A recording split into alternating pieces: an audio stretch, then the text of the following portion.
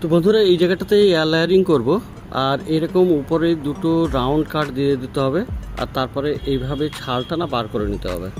দেখুন এভাবে ছালটা এভাবে বার করে নিচ্ছি। দেখুন চারিদিক থেকে ছালটা বেরিয়ে যাবে, আর তারপরে এটা না এরকম ঘষে দিতে হবে।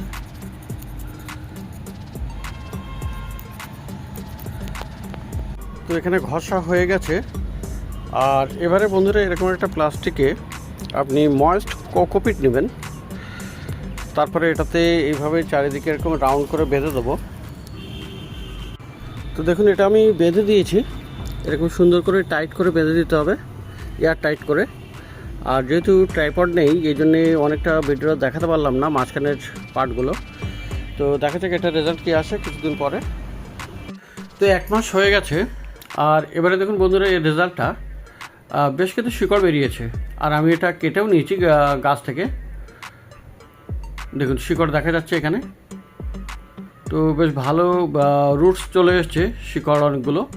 আর এবারে এই প্লাস্টিকটাও খুলে আপনাদেরকে দেখিয়ে দেবো, আর তারপরে এটা টবে একটা বসাবো।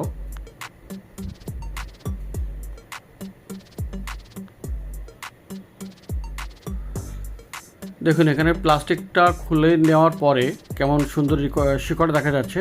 আর এবারে টবে বসিয়ে দেবো।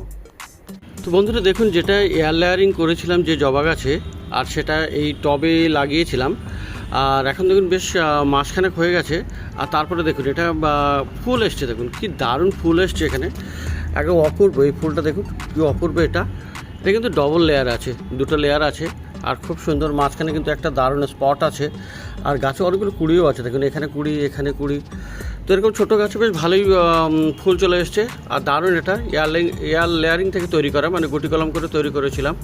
তো আশা করি আপনাদের এই ভিডিওটা ভালো লেগে থাকবে। Thank you so much.